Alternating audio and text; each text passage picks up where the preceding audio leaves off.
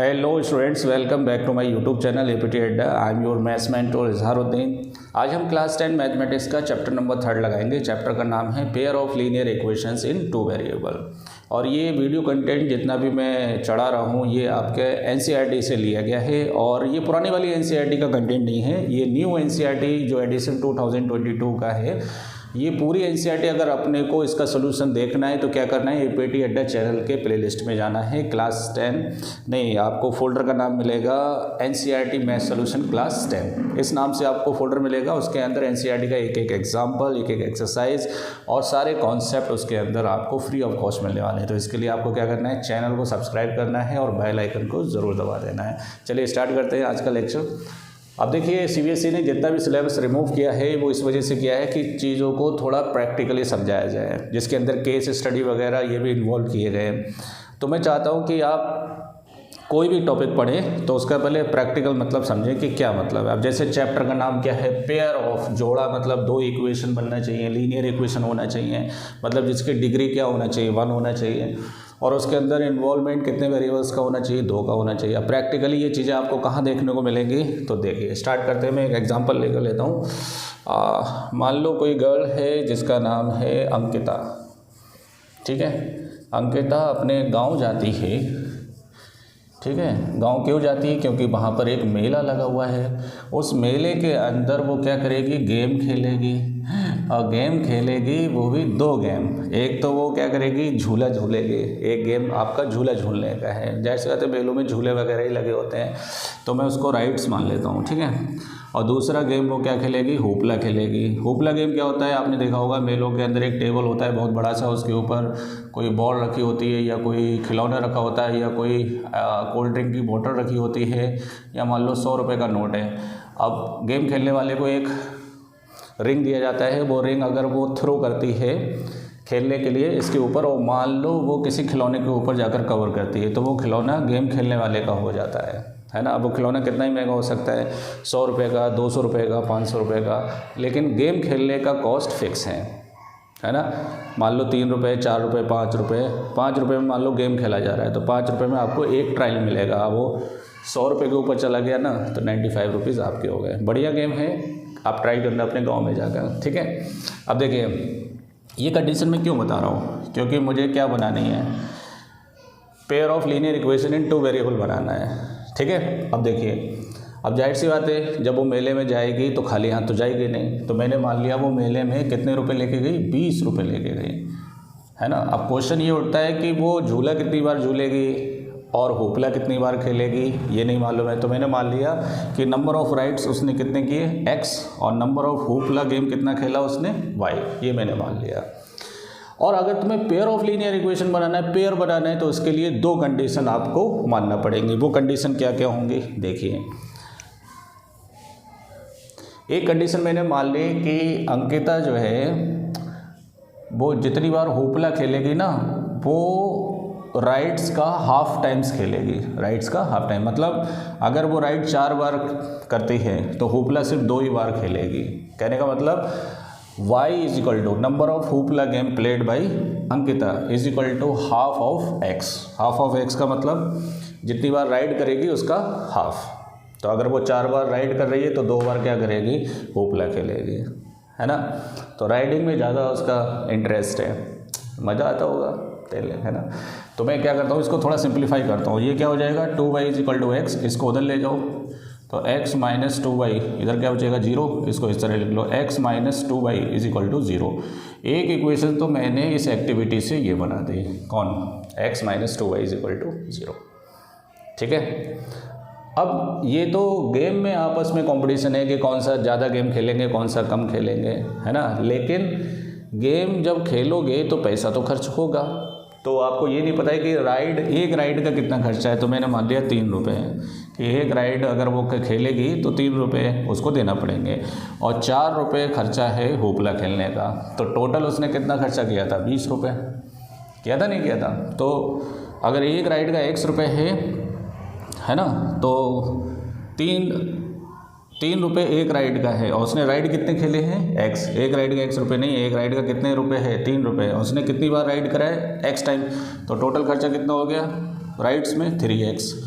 Clear. और एक होपला खेलने का 4 रुपये है, और कितनी बार होपला खेला उसने, y बार, तो कितना हो गया 4y। ये हो गई इक्वेशन 2। क्लियर। अब ये दोनों इक्वेशन एक ही एक्टिविटी से आई हैं, तो इसलिए इसने क्या बना दिया, पेयर बना दिया। ये पेयर बन गया और लीनियर इक्वेशन बन गई, क्योंकि सभी की डिग्री कितनी है, 1 है, और 2 वेरिएबल है इसके अंदर। तो इस तरह से आप कंडीशन क्या कर सकते हैं, जनरेट कर सकते हैं। तो ये तो मैंने एक प्रैक्टिकल चीज़ बता दी, ठीक है। अब 1 बाई 1 इसको आगे बढ़ते हैं। अगर मैं इसको जर्नल वे में लिखना चाहूँ तो देखिए, इसमें x का कोफिशिएंट 1 है, इसमें कितना है -2, इसमें कितना है 3, इसमें कितना है 4। तो मैंने इसमें मान लिया a1x plus b1 y is equal to c1।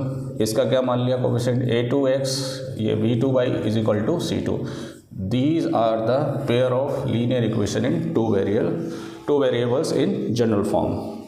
यहाँ पर जो a1 है, a2 है, b1 है, b2 है, c1 है, c2 है, these are the real numbers. कुछ भी हो सकते हैं, लेकिन एक शर्त है यहाँ पर कि a1 square plus b1 square ये कभी भी क्या नहीं हो सकता, 0 नहीं हो सकता। आ रही बात समझ में। या a2 square plus b2 square ये वैल्यू भी क्या नहीं हो सकती, 0 नहीं हो सकती। क्लियर। कैसे, अगर मैं केवल a1 की बात करूँ, अगर ये 0 हो जाए, क्या हो जाए 0, तो ये जब a1 0 हो जाएगा तो इक्वेशन को आप इस तरह लिख सकते हैं 0x plus 2y is equal to 5। Clear. तो यहाँ पर कोफिशिएंट क्या हो सकता है, ये 0 हो सकता है, लेकिन इन दोनों का सम का स्क्वायर किसके बराबर, इन दोनों के स्क्वायर का सम किसके बराबर नहीं हो सकता, 0 के बराबर नहीं हो सकता। नहीं समझ में आया, मैं देखो और सिंपल तरीके से बता रहा हूँ। जैसे मान लो x इज इक्वल टू 2 है आपके पास इक्वेशन।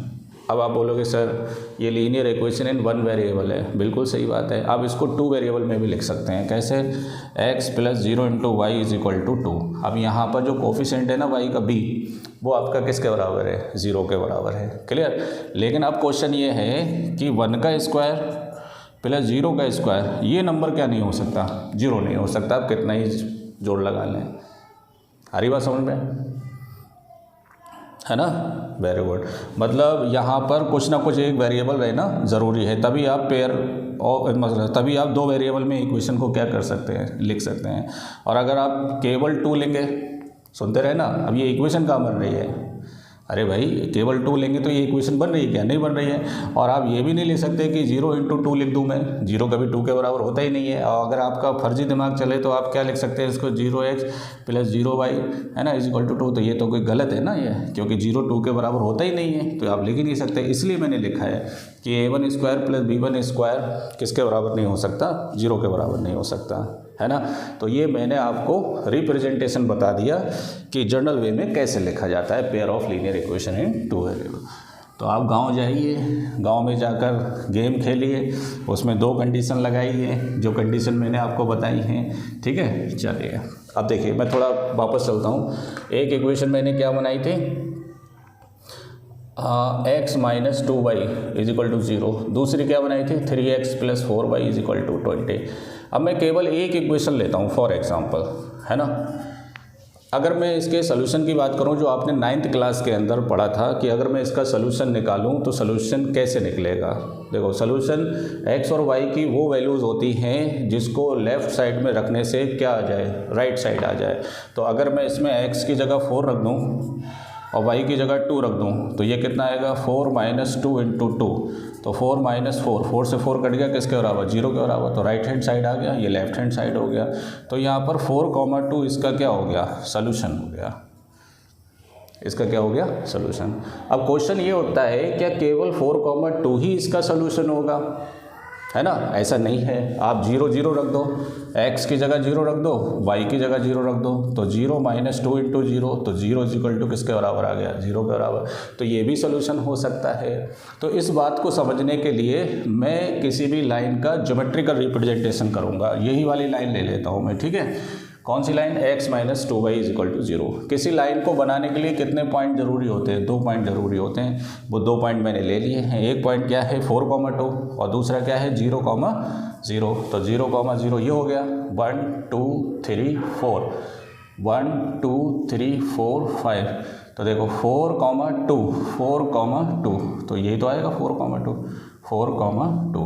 तो देखिए ये जो लाइन बनाऊंगा मैं 0, 0 से किसको मिलाऊंगा, 4, 2 को मिलाऊंगा। मज़ा आ रहा है, वेरी गुड। ये आपका 0,0 हो गया, ये हो गया 4,2, ये लाइन बना दी। अब ज़रा सोचिए 0,0 यहाँ पर है, 4,2 यहाँ पर है, तो ये जो पॉइंट है ये लाइन के ऊपर ही तो लाई कर रहे हैं। कौन सी लाइन है ये? x - 2y = 0। क्या किसी लाइन पर दो ही पॉइंट होते हैं? नहीं भाई, इनफाइनाइट पॉइंट होते हैं। तो अगर मैं यहाँ पर पॉइंट्स की बात करूँ तो कितने पॉइंट होंगे? इनफाइनाइट पॉइंट होंगे, और वो सभी रियल नंबर को डिनोट करेंगे। तो किसी भी इक्वेशन के, सिंगल इक्वेशन के, है ना, एक ही इक्वेशन के कितने सोल्यूशन होते हैं? इनफाइनाइट सोल्यूशन होते हैं। 9th क्लास के अंदर आपने पढ़ा था। लेकिन अब चैप्टर का नाम क्या है? Pair of linear equation in 2 variable. अब मैं एक लाइन के साथ साथ दूसरी लाइन भी बनाऊंगा। दूसरी लाइन क्या है? 3x + 4y = 20। अब देखिए, अगर मैं इसके अंदर 4 रखूँ x की जगह, y की जगह 2 रखूँ, तो 3 × 4 + 4 × 2 12, और 8 कितना आ रहा है? 20, राइट हैंड साइड आ रहा है। तो इसका मतलब ये भी इसका सोल्यूशन हो गया। तो एक पॉइंट आपका 4,2 हो गया। ठीक है। अब दूसरा, अगर मैं y की जगह 0 रख दूँ या x की जगह 0 रख दूँ, x की जगह क्या रख दूँ? 0, है ना, और y की जगह 5 रख दूँ, तो ये कितना हो जाएगा? 3 × 0 + 4 × 5 = कितना हो जाएगा? 20। तो ये 0 हो गया, तो 20 = 20, ये दोनों बराबर आ रहे हैं। तो एक पॉइंट क्या हो गया? 0,5। तो 0,5, 1 2 3 4 5, 0,5 यही तो आएगा। तो आप क्या नोटिस करेंगे? अगर मैं इसको इससे मिलाऊँ, इसको इससे मिलाऊँ, तो यही तो आएगा। क्लियर है ना। तो ये ज्योमेट्रिकल रिप्रेजेंटेशन क्या बता रहा है कि किसी सिंगल लाइन के कितने सोल्यूशन होते हैं? इनफाइनाइट। अगर मैं इस सिंगल लाइन की बात करूं तो एक सोल्यूशन 0,5 है, एक कौन है? 4,2 है। तो ऐसे कितने सोल्यूशन हो सकते हैं? बहुत सारे सोल्यूशन हो सकते हैं। लेकिन माय क्वेश्चन इज, चैप्टर का नाम क्या है? Pair of linear equation. आपको दोनों का एक साथ सोल्यूशन बताना है। तो इस केस में दोनों का एक साथ सोल्यूशन वही होगा जो पॉइंट दोनों पर लाई करेगा। अब ये पॉइंट इस पर भी लाई कर रहा है, इस पर भी लाई कर रहा है, तो ये कॉमन पॉइंट हो गया। यही इसका क्या हो गया? सोल्यूशन हो गया, है ना। तो x की वैल्यू कितनी आ गई? 4, और y की वैल्यू कितनी आ गई? 2। तो इसका मतलब उसने राइट्स कितनी बार किया? 4 बार, 4 टाइम्स। और हुपला कितनी बार खेला? 2 बार, है ना। और टोटल 20 रुपये उसने क्या कर दिए? खर्च कर दिए। बिल्कुल, देखो, राइड 3 रुपये के हिसाब से 12 रुपये खर्च कर दिए, और होपला 4 रुपये के हिसाब से 8 रुपये खर्च कर दिए। तो टोटल कितने रुपये खर्च कर दिए उसने? 20 रुपये खर्च कर दिए, है ना। अब आगे बढ़े, चलिए। अब ज़रा नोटिस करिए कि किसी ग्राफ पेपर पर या प्लेन ऑफ पेपर पर आप दो लाइन को कितने तरह से रिप्रेजेंट कर सकते हैं? तो एक तो तरीका ये है कि दोनों लाइन एक दूसरे को क्या कर सकती है? इंटरसेक्ट कर सकती हैं। और जहाँ पर इंटरसेक्ट करेंगे वो पॉइंट जो होगा इंटरसेक्टिंग पॉइंट, वो दोनों पॉइंट लाइन पर क्या करेगा? लाई करेगा। यही इसका सोल्यूशन कहलाएगा। और दूसरी कंडीशन ये हो सकती है कि एक दूसरे को वो इंटरसेक्ट ही ना करें, ऐसे भी तो बन सकती हैं, तो ये पैरेलल लाइन हो जाएंगे। या फिर तीसरी कंडीशन ये हो सकती है कि दोनों लाइन एक दूसरे के ऊपर कोइंसिडेंट हो। क्या हो? कोइंसिडेंट। या फिर क्या हो सकती हैं? पैरेलल हो सकती हैं। या फिर क्या हो सकती हैं? इंटरसेक्टिंग हो सकती हैं। ठीक है। अब मेरा क्वेश्चन ये है कि जब इंटरसेक्टिंग होंगे तब तो आप सोल्यूशन निकाल सकते हैं, और वो सोल्यूशन एक ही होगा, और उसको हम क्या बोलेंगे? यूनिक सोल्यूशन बोलेंगे। क्या बोलेंगे? Unique solution. और अगर वो कहीं पर भी कट नहीं करेगा तो इसके इनफाइनाइट सोल्यूशन अलग होंगे, इसके इनफाइनाइट सोल्यूशन अलग होंगे। लेकिन पेयर ऑफ लीनियर इक्वेशन का कोई भी सोल्यूशन नहीं होगा इसके अंदर। तो पैरेलल लाइन में क्या होता है? No solution. क्या होता है? No solution. और कोइंसिडेंट लाइन में क्या होगा? एक जगह कट करता है तो एक सोल्यूशन होता है ना। अब किसी लाइन पर कितने पॉइंट्स होते हैं? इनफाइनाइट। अब इनफाइनाइट पॉइंट के ऊपर रखोगे तो इनफाइनाइट टाइम्स वो एक दूसरे को क्या करेगा? कोइंसिडेंट करेगा। तो इसके कितने सोल्यूशन होंगे? इनफाइनाइट सोल्यूशन, है ना। कोइंसिडेंट लाइन के कितने सोल्यूशन होते हैं? इनफाइनाइट सोल्यूशन होते हैं। क्लियर। तो ये 3 कंडीशन है, पहली इंटरसेक्टिंग, दूसरी पैरेलल, और तीसरी कोइंसिडेंट। अगर किसी पेयर ऑफ लीनियर इक्वेशन के सोल्यूशन हो, चाहे वो यूनिक हो चाहे इनफाइनाइट सोल्यूशन हो, तो उसको हम कंसिस्टेंट बोलते हैं, है ना। ये पेयर ऑफ लीनियर इक्वेशन कैसी होंगी? कंसिस्टेंट होगी। और ये भी कैसा होगा? सिस्टम कंसिस्टेंट होगा। और जिसका कोई भी सोल्यूशन नहीं होता है उसे हम इनकंसिस्टेंट बोलते हैं। लिख लीजिए मेरे भाई, उसको हम क्या बोलते हैं? इनकंसिस्टेंट बोलते हैं। क्लियर। तो कंसिस्टेंट सोल्यूशन किस किस के हो सकते हैं, इंटरसेक्टिंग लाइन के, और कौन सी लाइन के, कोइंसिडेंट लाइन के। लेकिन इनकंसिस्टेंट सोल्यूशन किसके होंगे, जिसमें कोई सोल्यूशन होगा ही नहीं। इनकंसिस्टेंट पेयर कौन से कहलाएंगे, पैरेलल लाइंस के कहलाएंगे। ठीक है, अब इसमें एक नोटिस करने वाली बात है, अभी इसका मैंने ग्राफ बनाया तब जाके मुझे पता चला कि ये एक लाइन पर, एक पॉइंट पर क्या कर रहा है, एक दूसरे को इंटरसेक्ट कर रहा है। इसको अगर शॉर्टकट मेथड से तुम्हें बताना है कि ये इंटरसेक्टिंग लाइन है या पैरेलल है या कोइंसिडेंट है, तो उसका तरीका ये, आप इसके कोफिशिएंट का रेशियो निकालिए। तो इसमें देखो, अगर मैं रेशियो निकालूँ A1/A2 तो किसके बराबर आएगा, 1/3, और दूसरा रेशियो निकालूँ B1/B2 तो कितना आएगा, -2/4, तो ये हो जाएगा माइनस का 1/2। तो ये दोनों आपस में बराबर नहीं आ रहे हैं। तो इसका मतलब क्या पता चला कि A1/A2 अगर बराबर नहीं है B1/B2 के, तो ऐसी इक्वेशन कौन सी होंगे, इंटरसेक्टिंग लाइंस होंगे, है ना। और उसके कितने सोल्यूशन होंगे, यूनिक सोल्यूशन होंगे। और सिस्टम क्या कहलाएगा, वो कंसिस्टेंट कहलाएगा, है ना। कोई भी आप इक्वेशन ले लीजिए जिसमें अगर A1/A2 का रेशियो बराबर नहीं है किसके, B1/B2 के, तो समझ लेना वो कौन सा सिस्टम है, कंसिस्टेंट है। लेकिन कंसिस्टेंट में भी दो होते हैं, एक यूनिक सोल्यूशन और एक इनफाइनाइट। तो इसका कौन सा सोल्यूशन होगा, यूनिक सोल्यूशन होगा। ठीक है, और देखते हैं।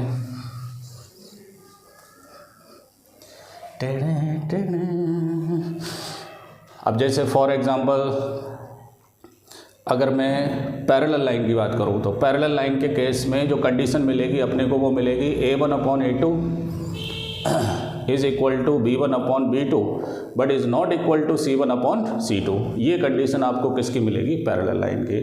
इसमें A1/A2 और B1/B2 का रेशियो आपस में बराबर होगा, लेकिन C1/C2 का बराबर नहीं होगा। तो ऐसे पेयर ऑफ लीनियर इक्वेशन कैसे रिप्रेजेंट करेंगे एक दूसरे को, पैरेलल लाइन को। मैं इसके एक एक एग्जांपल भी कराऊंगा। इनफाइनाइट की कंडीशन होगी A1/A2 is equal to B1/B2 is equal to C1/C2। इसमें तीनों रेशियो आपस में क्या हो जाएंगे, इक्वल हो जाएंगे। ये सभी शॉर्टकट है, बिना प्रॉब्लम को सॉल्व करे, बिना ग्राफिकली सॉल्व करे आप क्या कर सकते हैं, इसको बता सकते हैं कि whether these are the intersecting line, parallel line और कोइंसिडेंट लाइन। ठीक है, चलिए मैं कुछ एग्जांपल लेता हूँ। एनसीईआरटी बुक आपके पास होगी, उस एनसीईआरटी बुक से आप क्या कर सकते हैं, है ना, एग्जांपल को सॉल्व कर सकते हैं। तो देखिए इसके अंदर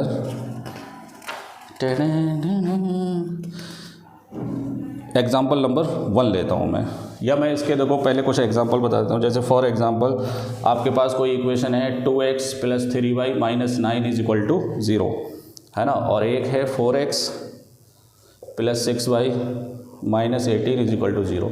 इसमें बताओ A1/A2 कितना है, 2/4 कैंसिल हो जाएगा, 1/2 हो जाएगा। B1/B2 बताओ कितना है, 3/6, ये भी कैंसिल हो जाएगा, 3 × 2 = 6। C1/C2 बताओ कितना हो गया, -9/- 18, ये कैंसिल हो गया, 1/2 हो गया, बराबर।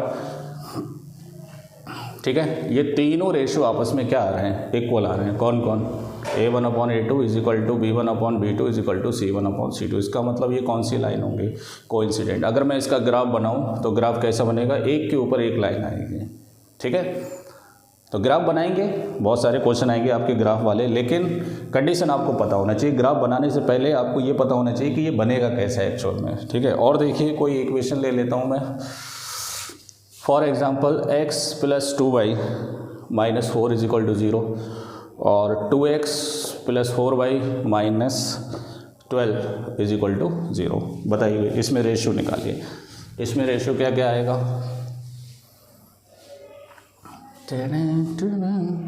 कितना हो गया, A1/A2 इसका 1 है कोफिशिएंट, इसका 2 है। B1/B2 2/4, ये भी कितना हो गया, 1/2 कट जाएगा। C1/C2 -4/- 12, इससे कट गया, 4 × 3 = 1/3 हो गया। तो यहाँ ये दो तो बराबर हैं, A1/A2 बराबर है B1/B2 के, लेकिन इसके बराबर नहीं है C1/C2 के। तो ये कौन सी लाइन होगी, पैरेलल लाइन होगी। इसको जब आप बनाएंगे तो ये पैरेलल लाइन को क्या करेगा, रिप्रेजेंट करेगा, है ना।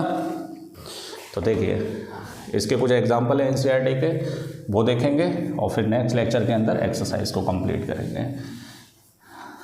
तो तो पेयर ऑफ लीनियर इक्वेशन को ग्राफिकली अगर मैं रिप्रेजेंट करूं तो 3 तरीके होते हैं उसके, या तो इंटरसेक्टिंग लाइन, या पैरेलल लाइन, या कोइंसिडेंट लाइन। उसको पहचानने का तरीका सिंपल सा मैंने कोफिशिएंट को लेकर बता दिया है। कोफिशिएंट के रेशियो आप कंपेयर करिए तो उससे आप पता कर सकते हैं कि ये किस टाइप की लाइन्स हैं। अब प्रॉब्लम यह है कि ग्राफिकली हम इसको किस तरह रिप्रेजेंट करेंगे, तो कोई डरने वाली बात नहीं है। जैसे पहला एग्जाम्पल कराया था उसी तरह करेंगे आप, होपला वाला जो था, है ना। चलिए एनसीईआरटी का पहला एग्जाम्पल, न्यू एनसीईआरटी का पहला एग्जाम्पल, इसने बोला है कि चेक ग्राफिकली चेक करिए कि ये कंसिस्टेंट है या इनकंसिस्टेंट है।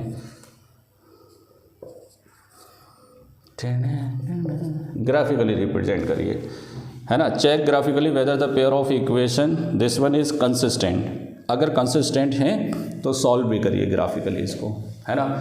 तो कंसिस्टेंट 2 होते हैं, कौन कौन से, या तो यूनिक सोल्यूशन मतलब इंटरसेक्टिंग लाइन हो, या मैनी सोल्यूशन, इनफाइनाइट सोल्यूशन मतलब मैनी सोल्यूशन, या फिर क्या हो वो कोइंसिडेंट लाइन हो, तभी तो कंसिस्टेंट होते हैं। अलजेब्रिकली तो बहुत आसानी से चेक कर सकते हो, कैसे, a1/a2 कितना है 1/2, b1/b2 कितना है 3/-3, तो धीरे -1 हो गया, तो ये आपस में इक्वल नहीं है, तो a1/a2 is not equal to b1/b2, तो ये कंसिस्टेंट हैं। ये कैसे हैं, कंसिस्टेंट। और कंसिस्टेंट है तो इसके कितने सोल्यूशन होंगे, यूनिक सोल्यूशन होगा, एक सोल्यूशन होगा जो हम आसानी से बता सकते हैं। चलिए ग्राफिकली बात करते हैं इसको। ग्राफिकली देखिए, पहली इक्वेशन लीजिए, x + 3y = 6। बताइए भाई, इसमें x और y की वैल्यू रखते जाइए, 2 पॉइंट निकाल लीजिए, कोई 2 पॉइंट आप निकाल लेंगे तो लाइन बन जाएगी। लाइन बनाना ही इंपॉर्टेंट चीज़ है। बताइए, ये x हो गया, ये y हो गया। अगर मैं y की जगह 0, x की जगह 6 रख दूँ, कुछ भी रख दो कोई दिक्कत नहीं है, x की जगह कितना रख दो 6, तो ये कितना हो जाएगा 6 + 3y = 6, 6 से 6 कैंसिल हो गया, तो 3y = 0, तो y = क्या हो जाएगा 0, तो 6,0, सॉरी y ये आएगा 6,0। एक पॉइंट तो तुम्हारा ये हो गया, क्लियर। और दूसरा पॉइंट देखो, x की जगह 0 रख दो, x की जगह 0, तो 0 + 3y = 6, तो 3y = 6, तो y = कितना हो गया 2 हो गया, तो y x की जगह 0, y की जगह कितना जाएगा 2।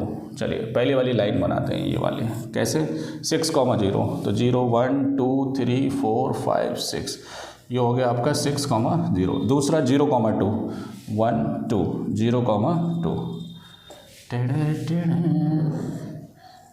ये हो गया आपका, ठीक है।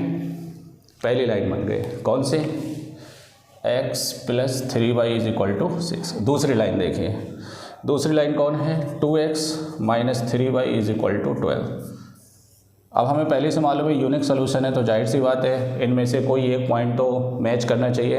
ये x है, ये y है, तो अगर मैं 6 रख दूँ यहाँ पर x की जगह, तो ये कितना हो जाएगा 2 × 6 - 3y = 12, 6 2 = 12 - 3y = 12, तो 12 - 12 = 3y, 12 से 12 कट गया, तो 0 = 3y, तो y = क्या आ जाएगा 0, y की जगह क्या आ जाएगा 0। एक पॉइंट तो ये हो गया आपका, ठीक है, 6,0 लिख लीजिए। फिर अगला पॉइंट देखिए, x की जगह 0 रखो, तो 2 × 0, x की जगह 0, और -3y = 12, तो 0 - 3y = 12, तो y = कितना, ये हटा दो 0, y = -4, x की जगह 0, तो y की जगह -4, तो भैया ये पॉइंट में नीचे लूँगा ना मैं, तो इसे हटा देता हूँ यहाँ से, ये हो गया आपका। तो बताइए 1 2 3 4 -4 ये तो आएगा, तो देखो 6,0 ये हो गया, और 0, -4 ये हो गया आपका, 0, -4, इसको इससे मिला दीजिए, क्लियर। अब ये दोनों लाइन एक दूसरे को किस पॉइंट पे कट कर रही हैं, इस पॉइंट पे, तो इसका यूनिक सोल्यूशन कौन हो गया 6,0। इसका मतलब x की वैल्यू 6 और y की वैल्यू 0, क्योंकि किसी इक्वेशन का जो सोल्यूशन होता है वो खुद एक कोऑर्डिनेट होता है x और y में, तो ये सोल्यूशन हो गया। ये दोनों लाइन पर क्या करेगा, लाई करेगा, ये हो गया ये आंसर। कौन सा सोल्यूशन है ये, यूनिक सोल्यूशन है ये, ठीक है। चलिए और देखेंगे सेकंड एग्जांपल, एनसीईआरटी का एक एक एग्जाम्पल लगाइए, बहुत ही इंपॉर्टेंट होते हैं एग्जाम्पल, बोर्ड एग्जाम में आने के लिए बहुत इंपॉर्टेंट होते हैं।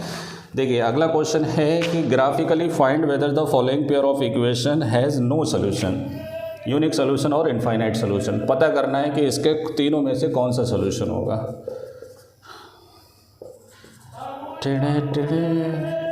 तरबूज लो, अंगूर लो, केला लो, अरे भाई क्या क्या लो। इधर देखें, ये बताना है अपने को, क्लियर। अब डरने की ज़रूरत नहीं है, अजीब सी इक्वेशन दे रखी है ये वाली, तो इसको पहले थोड़ा सिंप्लीफाई करते हैं, ठीक है। देखो एक काम करते हैं, ये जितने रैशनल फॉर्म में दिख रहे हैं ना, इसको एक सिंपल फॉर्म में हम क्या करेंगे, कन्वर्ट करेंगे। इसको आप एक काम कर ले, 5/3 से मल्टीप्लाई कर दें। तो देखो 5/3 into 3x minus 5/3 into 24/5y और plus 5/3 into 3/5 is equal to 0। 3 से 3 कट गया तो ये हो गया 5x, 3 8 जा 5 से 5 कैंसिल हो गया तो माइनस का 8y, 5 से 5, 3 से 3 cancel, plus 1 is equal to 0। अब जरा सोचिए, हेणे हेणे हेणे हेणे, ये दोनों इक्वेशन क्या हैं, सेम ही तो आ रही हैं, आ रही नहीं आ रही हैं, है ना। तो इसका मतलब क्या है कि ये वाली लाइन और ये वाली लाइन एक दूसरे के ऊपर क्या होंगे, कोइंसिडेंट होंगे। तो ये कैसा सोल्यूशन हो गया, कंसिस्टेंट सिस्टम हो गया। ये दोनों इक्वेशन कैसी कहलाएंगे, कंसिस्टेंट कहलाएंगे। और कौन से सोल्यूशन होंगे इसमें, इनफाइनाइट सोल्यूशन। इनफाइनाइट सोल्यूशन का मतलब मैनी सोल्यूशन। कैसे, देखें आप किसी एक लाइन का पॉइंट निकाल लीजिए यहाँ से। देखो ये कौन है, 5x minus 8y is equal to -1 लिख लेता हूँ मैं, ठीक है। अब मैं यहाँ पर कुछ ऐसी वैल्यू रखूँ जिससे ये क्या हो जाए, सॉल्व हो जाए। ओके, तो मैं एक काम करता हूँ, x की जगह 0 रख दो, तो 5 into 0 minus 8y is equal to -1, तो ये 0 हो गया, minus 8y is equal to -1, है ना। तो यहाँ से y इज इक्वल टू 1/8। अब देखो होगा क्या कि 1/8 तुम्हें यहाँ पर दिखाना मुश्किल होगा, तो वह 0 मतलब कुछ और नंबर रखो, थोड़ा बड़ा है, 2 रख दो। तो 5 into 2 minus 8y is equal to -1, 5 दूनी 10 हो गया, है ना।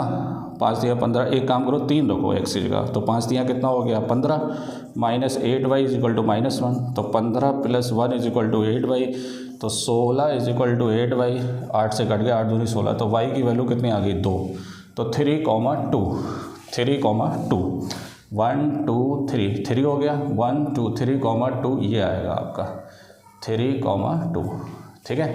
चलिए दूसरी कोई पॉइंट रखते हैं इसके अंदर, और 8 का 5 चौक 20, 21 हो जाएगा, और 25 26 हो जाएगा, 6 पंजे 30, 31 हो जाएगा, है ना। y की जगह 0 रखूँ तब भी नहीं आएगा, 7 पंजे 35, 8 चौक 32, 8 पंजे 40, है ना। तो ऐसा क्या रखूँ मैं, देखो 5x minus 8y is equal to -1, बताइए क्या रखूँ मैं x की जगह ऐसा, -3 रख दो, नहीं -4 रखेंगे तो 5 चौक 20, है ना। 20 में से नहीं, आप 5 चौक 20, 5 दिया 15, अच्छा 25, 5 रखो माइनस के, है ना, माइनस के 5 रखो, तो 5 5 जा 25, 10 तो -25 plus 1 is equal to 8y, तो ये हो गया माइनस का 24, है ना, इज इक्वल टू 8y, 8 3 जा, तो y इज इक्वल टू -3 आएगा। y इज इक्वल टू कितना आएगा, इधर देखें, माइनस का 24 इज इक्वल टू 8y, 8 3 जा, तो y इज इक्वल टू -3। आई बात समझ में, तो -5 -3, तो -5 किधर आएगा आपका, 1 2 3 4 5, है ना, और 3 किधर आएगा, 1 2 3 लगभग इधर आएगा, है ना, क्लियर। तो ये हो गया आपका -5 -3। इसको इससे क्या कर दीजिए, मिला दीजिए, ठीक है। पहली लाइन बन गई है, पहली लाइन ये वाली हो गई, और दूसरी लाइन भी यही होगी इसी के ऊपर, क्लियर। अब ये लाइन एक दूसरे को कितनी जगह कट कर रही है, इनफाइनाइट जगह, तो कितने सोल्यूशन हो गए, इनफाइनाइट। इनफाइनाइट में यूनिक सोल्यूशन नहीं होता है, आपकी चॉइस है, कोई सा भी सोल्यूशन लिख दीजिए इसके ऊपर, ये भी इसका सोल्यूशन है, ये भी क्या है इसका सोल्यूशन है, क्लियर। चलिए 2 एग्जाम्पल हो गए, तीसरा एग्जाम्पल देखिए, एग्जाम्पल नंबर 3। ये आपको बुक के अंदर नहीं मिलेगा मेरे भाई, ये जो मैंने सोल्यूशन रख के दिखाया है उन्होंने मना कर दिया, बोले अपने आप रख के देखिए वो, ठीक है। देखिए तीसरा एग्जाम्पल है, चंपा बेबी जो हैं वो किसी सेल में जाती है, वहाँ से दो चीज़ें खरीदेंगी, कुछ पैंट्स खरीदेंगे और कुछ स्कर्ट्स खरीदेंगे, ठीक है। और उन्होंने क्या बोला है, जब उसके फ्रेंड ने उससे पूछा कि आपने कितने कितने स्कर्ट खरीदे कितने पैंट खरीदे, तो उसने बोला the number of skirt, skirt मान लो ये पैंट मान लो x और ये कितना मान लो y, उसने बोला the number of skirt, the number of skirt is 2 less than the twice the number of pant, pant के ट्वाइस से 2 क्या हैं, लेस हैं, है ना। और दूसरी कंडीशन उसने और बताई कि the number of skirt is equal to 4 less than the 4 times the pants, pant के 4 टाइम्स से कितना लेस हैं, 4 हैं, क्लियर। तो उसके फ्रेंड को हेल्प करिए कि चंपा ने कितने पैंट खरीदे और कितने स्कर्ट खरीदे हैं, क्लियर। तो इसको थोड़ा सिंप्लीफाई वे में लिख लीजिए, कैसे, इसको मैं क्या लिख सकता हूँ, 2 को इधर ले आइए तो ये हो जाएगा 2x माइनस वाई, ये इधर आएगा और 2 इधर आ जाएगा, तो ये हो गया। इसको भी सेम करिए, कितना हो गया 4x, ये इधर लाओ माइनस वाई, इसको इधर लेकर आओ 4, है ना। अगर मैं इसकी कंडीशन देखूं कि ये कौन सी लाइन बनेगी, तो a1/a2 कितना हो गया 2/4, 1/2 हो गया, कट जाएगा। और b1/b2 चेक करूं तो कितना आएगा 1 आएगा, तो ये दोनों आपस में बराबर नहीं है। तो क्या कंडीशन है, a1/a2 is not equal to b1/b2। तो इसका मतलब ये दोनों लाइन कैसी बनेगी, इंटरसेक्टिंग बनेगी। कैसी, इंटरसेक्टिंग। देखिए बना लीजिए, ग्राफ पेपर पे बनाइए आप, मैं तो ऐसे बना दे रहा हूँ आपके लिए, ठीक है। चलो बताओ भाई, इसी में रख लो, टेढ़े टेढ़े टेढ़े, पहली वाली लाइन ये x है ये y है, x की जगह 0 रखो, ये पूरा 0 हो जाएगा, तो y कितना हो जाएगा -2, है ना। y की जगह 0 रखो, y की जगह 0 रखेंगे, ये 2 इधर आएगा, 2 से 2 कट जाएगा, कितना आएगा 1 आएगा। इतना तो अपने आप कर लीजिए मेरे भाई लाल गोपाल, y की जगह 0 रखा तो माइनस का 2 इधर आके प्लस का 2 हो जाएगा, 2 से 2 कट गया 1 हो गया, है ना। बताओ 0, -2, 0, -2, तो ये हो गया 0, -2। दूसरा 1, 0, 1, 0, ये हो गया आपका 1, 0। इसको इससे क्या कर दीजिए, मिला दीजिए, ये लाइन हो गई आपकी, ठीक है। कौन सी लाइन है ये, y is equal to 2x - 2, ठीक है। दूसरी लाइन ये देखिए, ये कौन है x और ये कौन है y। चलो भाई x की जगह 0 रखो, तो 0 रखेंगे तो y की जगह -4 आएगा, है ना। y की जगह 0 रखो, y की जगह 0 रखो, है ना, तो ये 1 आएगा, कितना आएगा 1। तो एक तो 1, 0 तो है ही आपके पास, एक 0, -4, 1 2 3 4, ये तो आएगा 0, -4। तो ये लाइन ये बनेगी दूसरी वाली, ये बनेगी लाइन, ठीक है। अब ये देखो दोनों एक दूसरे को किस पॉइंट पे कट कर रही है, इस पॉइंट पे कट कर रही है। तो इसका मतलब क्या है, ये x है ये y है, और x क्या थे, पैंट्स थी, तो उसने कितनी पैंट खरीदी, 1 पैंट खरीदी, और y 0 आया, तो इसका मतलब उसने कोई भी स्कर्ट नहीं खरीदा है, सिर्फ 1 पैंट खरीदी है। और बकवास इतनी कर रही थी कि number of pant is equal to twice the number of skirt, और उससे 2 कम। क्या फालतू का इतना लंबा चौड़ा है ना, खरीदा कुछ नहीं, खाली 1 पैंट खरीदी उसने। तो फिलहाल आप भी शॉपिंग करिए, जो भी खरीदना है खरीदिए, आपकी चॉइस है, लेकिन बने रहें पीटी अड्डा के साथ। चैनल को सब्सक्राइब करें, वीडियो को लाइक करें। मिलते हैं नेक्स्ट एक्सरसाइज में, एक्सरसाइज का नाम होगा 3.1। Thank you.